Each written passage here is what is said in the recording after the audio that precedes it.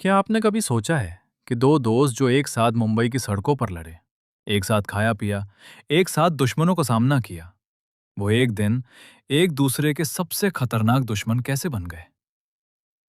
ये कहानी है मुंबई अंडरवर्ल्ड की उस खूनी जंग की, जिसने पूरे शहर को हिलाकर रख दिया। एक तरफ था दाऊद इब्राहिम, पाकिस्तान में बैठा भारत का सबसे खतरनाक माफिया डॉन। दूसरी तरफ था छोटा राजन, वो आदमी जो कभी दाऊद का सबसे वफादार लेफ्टिनेंट था। लेकिन 1993 के मुंबई बम धमाकों ने इन दोनों के बीच एक ऐसी खाई खोद दी जिसे कोई पाट नहीं सका। ये सिर्फ दो गैंगस्टरों की लड़ाई नहीं थी, ये थी हिंदू बनाम मुस्लिम, देशभक्ति बनाम गद्दारी, वफादारी बनाम धोखे की वो महाकहानी जो 3 दशकों तक मुंबई की सड़कों पर खून से लिखी जाती रही। आइए जानते हैं कि ये जंग कैसे शुरू हुई, कैसे लड़ी गई और आखिरकार इसका अंत कैसे हुआ। साल 1960। मुंबई के तिलक नगर इलाके में एक मराठी परिवार में एक लड़के ने जन्म लिया। नाम रखा गया राजेंद्र सदाशिव निकालजे। घर में गरीबी थी लेकिन इज्जत थी। पिता एक छोटी सी दुकान चलाते थे। राजेंद्र पढ़ने में होशियार नहीं था, लेकिन उसके अंदर एक अजीब सी हिम्मत थी। इलाके के लड़के उसे राजन बुलाते थे और उसका कद छोटा होने की वजह से धीरे धीरे ये नाम बदलकर छोटा राजन हो गया। 1970 के दशक में तिलक नगर की गलियां खतरनाक थीं। रामा नाइक गैंग का राज था। राजन ने कम उम्र में ही रामा नाइक की छत्रछाया में काम करना शुरू किया। हफ्ता वसूली, झगड़े निपटाना, इलाके पर दादागिरी, यही उसकी दुनिया थी। लेकिन राजन सिर्फ एक गली का गुंडा नहीं था। उसके दिमाग में हमेशा बड़े खेल चलते थे। वो समझता था कि मुंबई में असली ताकत किसके पास है, और असली ताकत उस वक्त थी दाऊद इब्राहिम के पास। दाऊद इब्राहिम, मुस्लिम पुलिस कांस्टेबल का बेटा, डोंगरी की तंग गलियों में पला बढ़ा। हाजी मस्तान और वर्दा मुदलियार के बाद मुंबई अंडरवर्ल्ड में जो खालीपन आया था, उसे भरने के लिए दाऊद ने कदम रखा था। उसकी सबसे बड़ी ताकत थी उसकी बेरहमी और उसका दिमाग। वो दुश्मनों को सड़क पर नहीं मारता था, वो उन्हें सिस्टम के अंदर से तोड़ता था। 1980 के दशक की शुरुआत में छोटा राजन दाऊद के करीब आया। दाऊद को एक ऐसे हिंदू चेहरे की जरूरत थी जो मुंबई के हिंदू इलाकों में उसके लिए काम कर सके। राजन बिल्कुल सही फिट था। दोनों के बीच एक अजीब लेकिन मजबूत रिश्ता बना। दाऊद ने राजन को पैसा दिया, ताकत दी, नेटवर्क दिया। राजन ने दाऊद को दिया मुंबई के हिंदू इलाकों पर कंट्रोल। 1980 के दशक में डी कंपनी, जिसे दाऊद का गैंग कहा जाता था, मुंबई की सबसे ताकतवर क्राइम सिंडिकेट बन चुकी थी। Real estate, film industry, construction, builder से एक्सटॉर्शन, हर जगह दाऊद का हाथ था। और इस पूरे साम्राज्य में छोटा राजन दाऊद का सबसे भरोसेमंद नंबर 2 था। लेकिन ये सब बदलने वाला था। 12 मार्च 1993। मुंबई में सुबह का वक्त था। शेयर बाजार खुलने वाला था। लोग अपने अपने दफ्तरों की तरफ जा रहे थे। और फिर एक के बाद एक 13 बम धमाके हुए। बॉम्बे स्टॉक एक्सचेंज, सेंचुरी बाजार, होटल सी रॉक, एयरपोर्ट, पूरा शहर दहल गया। 257 लोग मारे गए, सैकड़ों जख्मी हुए। पूरे देश में सदमे की लहर दौड़ गई। जांच में सामने आया कि इन धमाकों के पीछे दाऊद इब्राहिम का हाथ था। पाकिस्तान की खुफिया एजेंसी आईएसआई के साथ मिलकर दाऊद ने यह हमला 1992 के मुंबई दंगों का बदला लेने के लिए करवाया था। यही वो पल था जो सब कुछ बदल गया। छोटा राजन मुंबई में था जब धमाके हुए।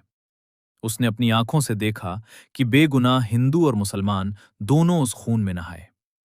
लेकिन उसके दिल में जो आग जली, वो थी देशद्रोह के खिलाफ गुस्से की।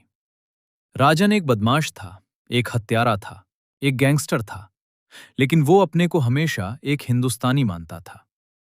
उसे ये बात हजम नहीं हुई कि जिस आदमी के साथ उसने इतने साल काम किया, वो अपने ही शहर के खिलाफ पाकिस्तान के लिए काम करने लगा था। राजन ने दाऊद से नाता तोड़ लिया। यह फैसला आसान नहीं था।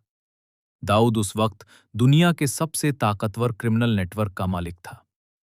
राजन के पास था सिर्फ उसका हौसला और मुट्ठी भर वफादार लोग। लेकिन राजन जानता था कि अब पीछे हटने का कोई रास्ता नहीं है। या तो वो दाऊद को खत्म करेगा या दाऊद उसे। 1993 के बाद छोटा राजन दुबई से मलेशिया और फिर पूरी दुनिया में भागता रहा। दाऊद के शूटर उसके पीछे लगे थे, लेकिन राजन ने हार नहीं मानी। भागते भागते भी उसने अपना नेटवर्क बनाया। उसने दाऊद के उन पुराने दुश्मनों को साथ जोड़ा जो डी कंपनी से नाराज थे। उसने मुंबई में अपने भरोसेमंद लोगों को एक्टिव रखा। और फिर शुरू हुई वो खूनी जंग। एक तरफ थी दाऊद की डी कंपनी, अरबों रुपए का नेटवर्क, पाकिस्तान का सपोर्ट, छोटा शकील जैसे खतरनाक लेफ्टिनेंट। दूसरी तरफ था राजन का गैंग, सीमित संसाधन लेकिन बेहिसाब जुनून। 1990 के दशक में मुंबई की सड़कें एक खुले युद्ध क्षेत्र में तब्दील हो गईं। दोनों गैंगों के बीच सुपारी किलिंग का एक ऐसा सिलसिला शुरू हुआ जो सालों तक चलता रहा। दाऊद गैंग ने राजन के करीबी लोगों को एक एक करके निशाना बनाना शुरू किया। राजन ने जवाब दिया दाऊद के नेटवर्क पर हमले करके। इस जंग का सबसे बड़ा मोड़ आया 1998 में, बैंकॉक, थाईलैंड का एक होटल। दाऊद के शूटरों को खबर मिली कि छोटा राजन वहां है। उन्होंने होटल के कमरे में घुसकर राजन पर ताबड़तोड़ गोलियां चलाईं। राजन के कई साथी मारे गए, लेकिन राजन खुद बाल बाल बचा। वो खिड़की से कूदकर भाग गया। उसके जिस्म पर गोलियों के निशान थे, लेकिन वो जिंदा था। बैंकॉक से बचकर निकलने के बाद राजन और भी ज्यादा आक्रामक हो गया। 2000 के दशक में राजन ने एक नई रणनीति अपनाई। उसने खुद को एक देशभक्त गैंगस्टर के रूप में पेश करना शुरू किया। उसने मीडिया को फोन करके इंटरव्यू देने शुरू किए। वो कहता था कि वो सिर्फ दाऊद को मारना चाहता है क्योंकि दाऊद एक देशद्रोही है। उसने खुद को हिंदुस्तान का बदला लेने वाला बताया, लेकिन असलियत उतनी सरल नहीं थी। राजन खुद भी उतना ही खूंखार था। उसके गैंग ने मुंबई में दर्जनों हत्याएं की। बिल्डरों से एक्सटॉर्शन, पत्रकारों को धमकियां, कारोबारियों पर हमले। राजन का भी खौफ कम नहीं था। फर्क सिर्फ इतना था कि वो दाऊद की तरह आईएसआई का मोहरा नहीं था। इसी दौरान मुंबई पुलिस ने एक नई नीति अपनाई, एनकाउंटर स्पेशलिस्ट। प्रदीप शर्मा, विजय सालस्कर, दया नाइक जैसे अफसर। इन अफसरों ने दोनों गैंगों के शूटरों को एनकाउंटर में मार गिराना शुरू किया। लेकिन जहां दाऊद पाकिस्तान में सुरक्षित बैठा था, वहीं राजन दुनिया के अलग अलग देशों में छुपता भागता रहा। 2000 के दशक में दोनों गैंगों के बीच जंग का सबसे खूनी दौर था। मुंबई के अंडरवर्ल्ड में हर हफ्ते किसी न किसी की सुपारी दी जाती थी। फिल्म इंडस्ट्री के लोग, बिल्डर, राजनेता सब डरे हुए थे। दोनों गैंगों की रेंज सिर्फ मुंबई तक नहीं थी। दुबई, कनाडा, ऑस्ट्रेलिया, जहां भी भारतीय अंडरवर्ल्ड का नेटवर्क था, वहां ये जंग लड़ी जा रही थी। लेकिन राजन के लिए सबसे बड़ा झटका तब आया जब उसके सबसे करीबी साथी एक एक करके या तो मारे गए या पुलिस ने पकड़ लिए। उसका नेटवर्क कमजोर पड़ने लगा। उधर दाऊद कराची में आराम से बैठा था। पाकिस्तान की सरकार उसे सुरक्षा दे रही थी। उसके खिलाफ कोई कार्रवाई नहीं होती थी। भारत बार बार मांग करता रहा, लेकिन पाकिस्तान हर बार मुकर जाता था। और फिर आया वो दिन जिसका राजन को शायद डर था। अक्टूबर 2015, इंडोनेशिया का बाली शहर। राजन वहां एक फर्जी पहचान के साथ रह रहा था। इंटरपोल के नोटिस पर इंडोनेशियाई पुलिस ने उसे गिरफ्तार कर लिया।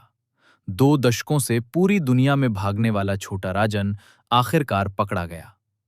नवंबर 2015 में उसे भारत लाया गया। दिल्ली एयरपोर्ट पर जब वो उतरा तो मीडिया का हुजूम था। वो आदमी जिसे 2 दशकों तक पकड़ा नहीं जा सका था, अब भारतीय कानून की गिरफ्त में था।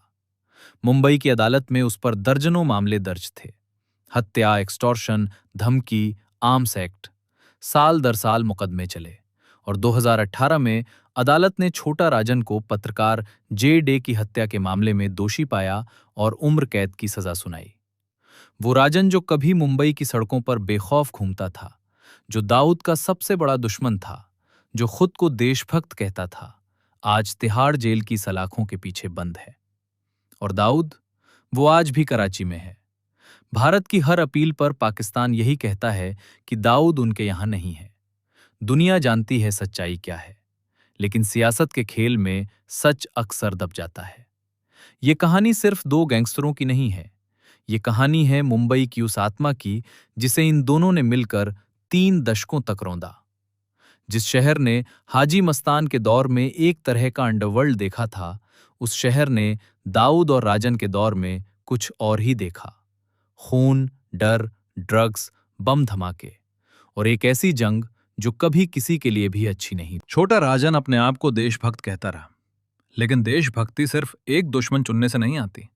वो रास्ता जिस पर राजन चला, वो रास्ता आखिरकार उसी जेल की सलाखों तक ले गया जहां से उसने कभी सोचा भी नहीं था।